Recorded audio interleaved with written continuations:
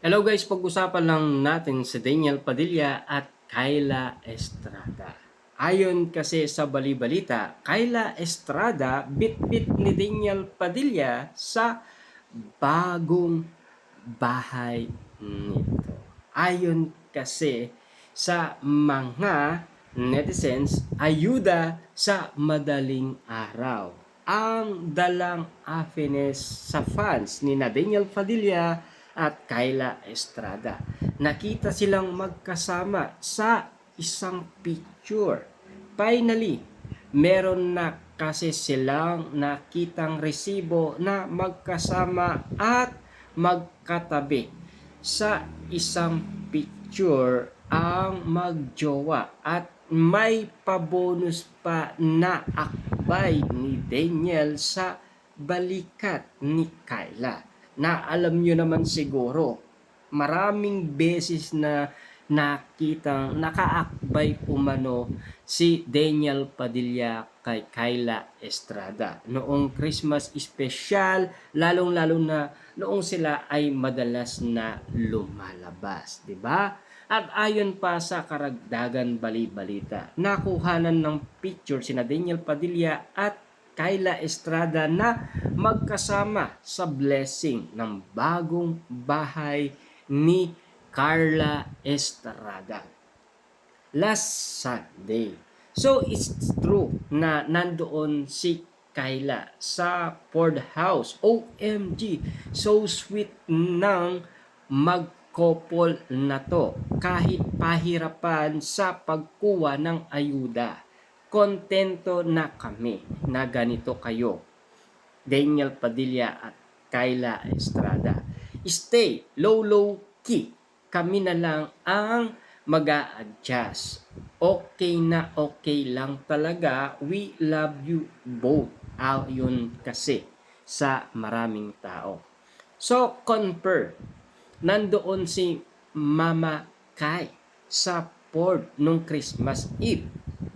After celebrating with the Estrada family, mukhang may katapat na talaga si Papa DJ pagdating sa mausay sa time management.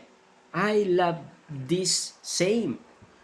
I finally, DJ and Kyla, 2026 Slighting Miss You Lovebirds. Yan kasi ang mga bali-balita at mga kumakalat na issue patungkol umano kina Daniel Padilla at Kyla Estrada. Bagong bahay, bagong jowa ang special guest ni Daniel Padilla sa House Blessing.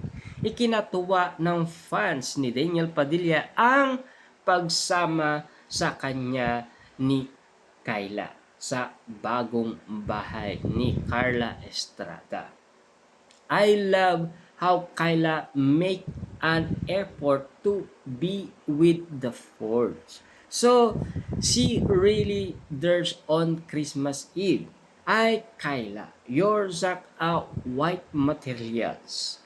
Thank you for all the effort and love for Daniel and his family. I know DJ is doing the same for you. First photo of Mama and Papa together for 2026 and look at those much fit you na. Yan kasi ang mga nababalitaan natin. At kinagulat ng karamihan.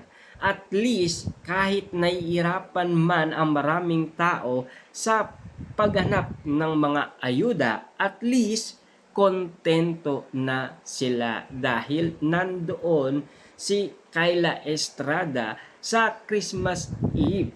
At siyempre, bit-bit na bit-bit ni Daniel Padilla. Kaya nga naman kasi, natuwa ang karamihan at kinagulat naman ng iba, 'di ba? At siyempre, ang sinasabi ng iba, so it's true na nandoon talaga si Kyla Estrada, ang jowa ni Daniel Padilla. Ibig sabihin, OMG, so sweet ng mag-couple na to.